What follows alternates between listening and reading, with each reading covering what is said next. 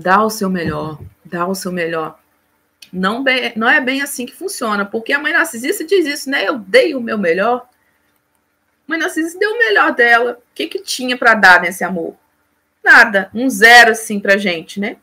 Foi o melhor que ela tinha. Por quê? Porque ela não tinha nada para dar. Se a gente entrar por esse lado, dizendo que desculpando os nossos erros, dizendo que a gente também está dando o nosso melhor e vamos dormir com a cabeça tranquila no travesseiro, porque a gente está dando o nosso melhor, coitada da gente, a gente é filha de mãe narcisista, a gente sofreu, para que a gente vai mudar? Tá bom do jeito que tá, vou dormir tranquilinha, porque eu tenho o meu melhor. Não é bem assim, isso é um mito, isso é uma mentira que a sociedade colocou e a gente aceita, porque a gente não tem mania de questionar nada. A real é essa, que nós fomos condicionados a não questionar nada. Muito menos a maternidade. Muito menos a nós mesmos. E dar só o nosso melhor é pouco para os nossos filhos. Sabe por quê? Que é pouco. Porque os nossos filhos não vieram de uma família normal, uma família equilibrada. Não vieram de uma avó equilibrada, de avós equilibrados, de tios equilibrados, que sempre tem um dourado, uma dourada aí para infernizar. Isso respingou na gente, que respinga neles. Então, o nosso dar o melhor é muito pouco. Muito pouco. Porque a gente erra e a gente erra muito. Propositalmente, não. Mas porque a gente não teve parâmetro, a gente não teve base para cuidarmos bem do nosso filho. Não tivemos. E aí o nosso dar o nosso melhor fica pouco se comparado com outros parâmetros de famílias que não são disfuncionais. Talvez o melhor de uma família normal, que não passou por trauma, uma mulher que não passou por abusos na infância, uma mulher que tem equilíbrio emocional, é o melhor. Mas para a gente, eu acho, sinceramente, que é pouco. Tamanha desordem que a gente tem dentro da gente. Isso respinga nos nossos filhos. É mais fácil dizer, nossa, você é sofredora, teve uma mãe narcisista.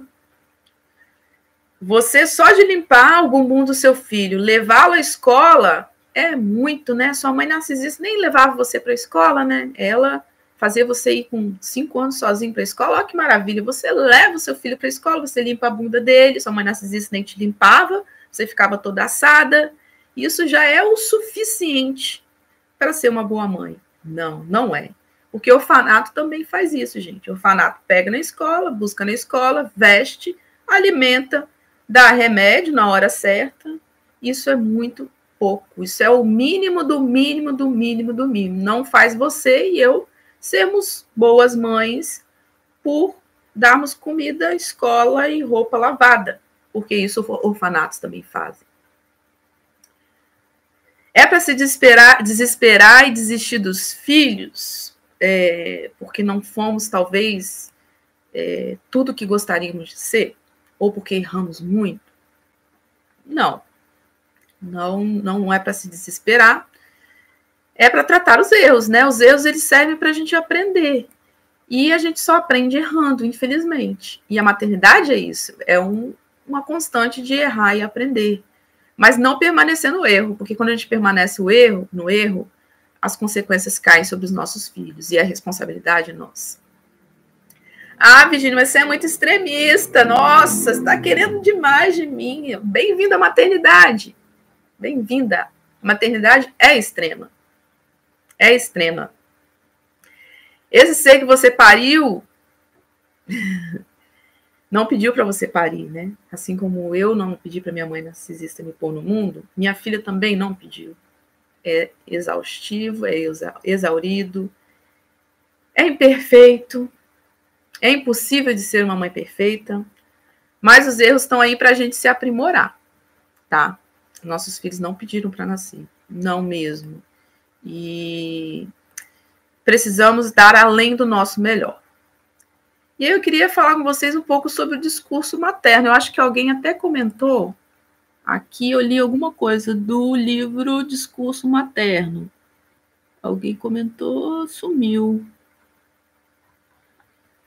E realmente, depois eu vou ler alguns trechos do discurso do livro. Não é nem do livro do Discurso Materno, não. É outro livro, depois eu pego para vocês verem. Da Laura Gutman, que fala de coisas bem impactantes de autoconhecimento para a gente como filha de mãe narcisista, tá? E a gente como mãe também. E aí, o que é o discurso materno? Ela tem um livro que fala justamente, ele é todo sobre o discurso materno.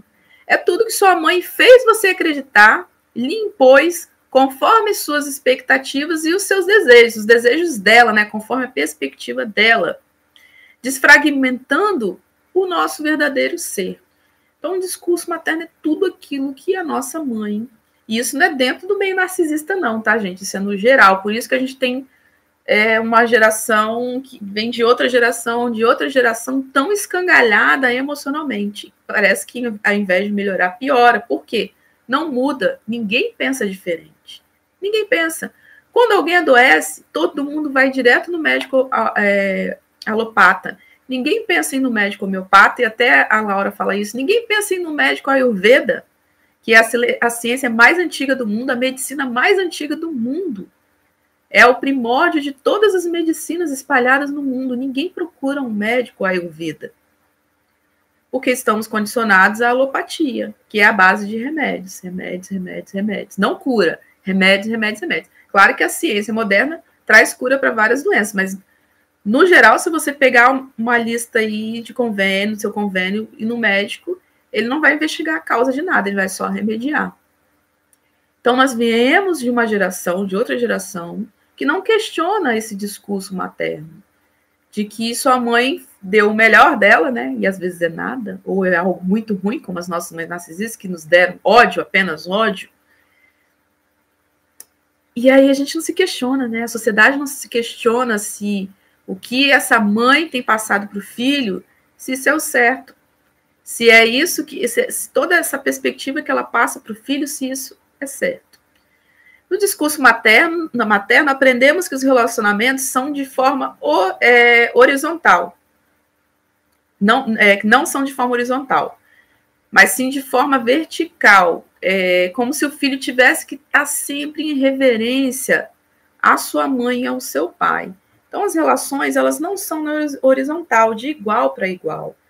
Vem a questão do patriarquismo, a questão de pais serem superiores, de pai estarem acima dos filhos. E aí essa relação, ela é vertical, ela não é igual, porque os pais estão acima, elevado, e os filhos estão embaixo, como se fossem de uma casta baixa.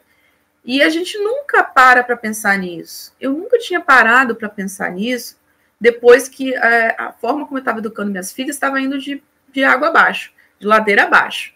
Por quê? Porque não estava sendo uma relação horizontal.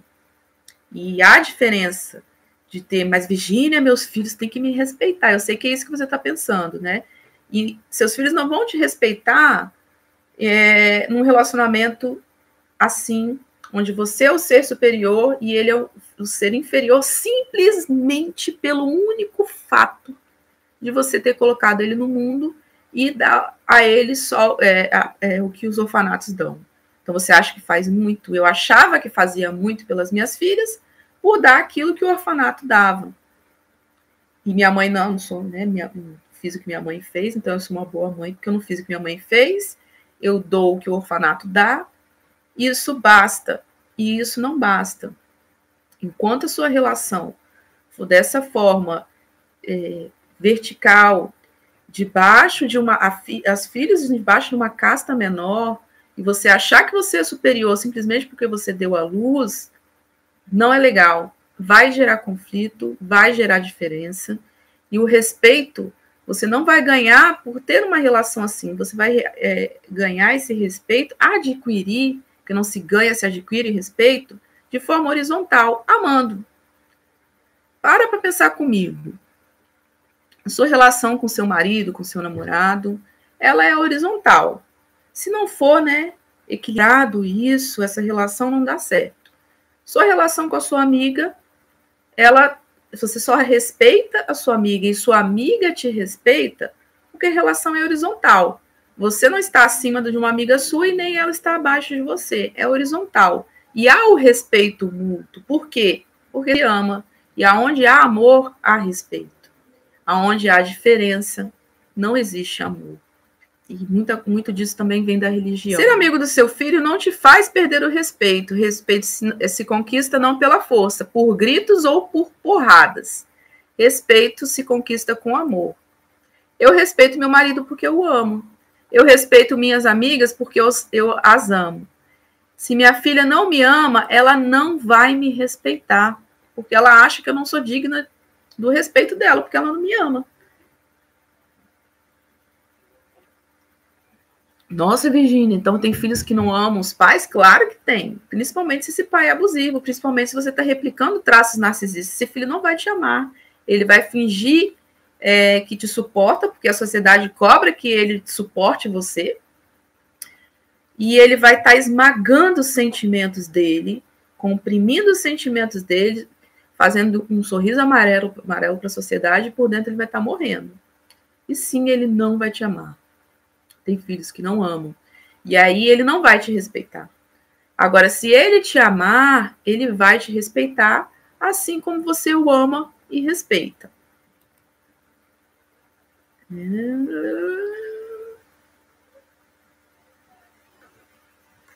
Um ser desfragmentado vai desfragmentar outro ser. Um erro, um crime, né? Ter filhos antes de passar pelo processo de cura. É um erro gigante ter filhos antes de passar pelo processo de cura. Antes de descobrir que tem uma mãe narcisista. É um erro, mas a gente não sabia, né? Muitas de nós não sabíamos e erramos inconscientemente. Mas é um erro. Porque sem passar pelo processo de cura, a gente acaba respingando muito mais os nossos filhos, né? Não temos autossuficiência, não temos autossegurança, não temos bordas. E quando a gente não tem bordas, a gente ensina os nossos filhos a não ter bordas também. A gente ensina eles não terem autoestima, porque a gente não tem autoestima. Então, tudo é por aprendizado. Então, se a gente não tem algo para oferecer, eles não terão. Porém, já foi, né? Como eu disse para vocês, já foi, não tem como a gente ficar chorando as pitangas, a gente ficar se penalizando. Ó, vida, meu filho agora não sabe, não tem autossegurança porque eu não tenho. Não vai mudar nada, né? É tratar esse processo de cura, de reprogramação mental daquilo que foi afetado. Enquanto você não tratar, por mais que você trate o seu filho, não vai adianta você levar ele no psicólogo, tratar as feridas que ele tem, buscar ajuda, talvez até com remédios, problemas sérios, de transtornos psiquiátricos sérios, enquanto ele tem um padrão errado dentro de casa. Porque ele vai continuar errando por aprendizagem. E aí você precisa se tratar, você precisa se cuidar. Virgínia, como? Te convido a fazer meu curso Como Superar Mães Narcisistas, que lá você vai dar uma olhada lá, entra no site, você que não entrou ainda, conheça a grade, lá você vai ver os módulos, né? Cada módulo que a gente vai tratar, eu trato com vocês justamente disso. Bordas, autoamor, autovalorização, tudo aquilo que a gente não teve, porque não foi nos ensinado e porque fomos destroçados, né, pelas nossas mães. Nós fomos destroçadas, liquidadas emocionalmente. E aí tem que reconstruir, e se reconstruindo, derrubando. E é o que eu ensino no curso, a derrubar tudo e construir tudo de novo. E treino, porque é um treinamento para o resto da vida, né? Não sei se tem alguma aluna minha aqui online, mas sabe que é um treinamento para o resto da vida. E é necessário, principalmente quem tem muda com você, nada vai mudar. Sei, toda essa sociedade, geração por geração, fomos condicionados a ter um padrão de maternidade. Os antigos passavam para as novas gerações, que passaram para sua avó, que passaram para sua mãe, que passaram para você. Você foi manipulada para ser um exemplo de mãe, e não para amar seu filho verdadeiramente. Você foi manipulada para ser a mãe perfeita, para ficar imune às críticas. Juntamente com o mito de que se seu filho erra, você erra também. Né? Seu filho está errado, a culpa é sua. Todos esses julgamentos que as pessoas têm, como se não soubesse, como se não fosse separado o ser do filho. Os filhos vão errar. Não estou falando de transtornos psicológicos, estou falando de erros que todo mundo erra, né? E aí as pessoas culpam. Isso é culpa da mãe, do pai. Não, é um ser individual que tem as decisões dele. Como se os filhos fossem apenas feitos e programados para serem a repetição do que fomos e não terem direito a falhas. A sociedade nos impõe a interpretarmos um papel iludido de mãe perfeita. Como consequência, colocamos os nossos filhos para interpretar o papel de filhos perfeitos, para exibirmos que somos todos perfeitos na sociedade perfeita da propaganda da Qualy, né, do comercial da Qualy na Globo. Então, é um mundo perfeito, de mães perfeitas e filhos perfeitos, e todos são condicionados a serem perfeitos. Está aí as redes sociais, né, para estarem comprovando isso. Algumas frases para a gente racionalizar, né, mentalizar, e vocês racionalizarem, e a minha intenção é essa, questionar, vocês se questionarem, né? Nenhuma criança pode construir um olhar fora da lente materna. Por que é impossível? Porque a nossa mãe é a nossa maior referência. Nós, como mães, somos a nossa referência e única. Não é o pai, gente. A não ser que esse filho seja criado só pelo pai. A não ser que esse filho seja criado só pelo tio ou pela avó. Aquela pessoa que é a pessoa principal que cuida desse filho, normalmente são as mães. Toda a criação mental, a criação de perspectiva, de sentimento, de percepção, tudo é construído com o olhar da nossa lente, a nossa lente materna, a nossa lente de mãe, do que nós projetamos neles e o que fazemos eles enxergarem o mundo. Nossas civilizações nos treinam para lutar e conquistar, e não para ter empatia. Cobramos que os filhos não reprovem para serem alguém na vida, mas não os cobramos com a mesma veemência para serem pessoas empatas. Então, nós estamos numa sociedade que desde sempre foi assim, desde os primórdios, a lutar e ser alguém na vida e ter sucesso financeiro, e enfim. E alguém talvez vai dizer, nossa, mas meu filho, não quero só isso para ele, eu quero que ele seja uma pessoa boa também. Porém, com a veemência que queremos isso, não é igual de ter ou ser alguém na vida e ser uma pessoa, seu filho ser uma pessoa boa, ser uma pessoa empata.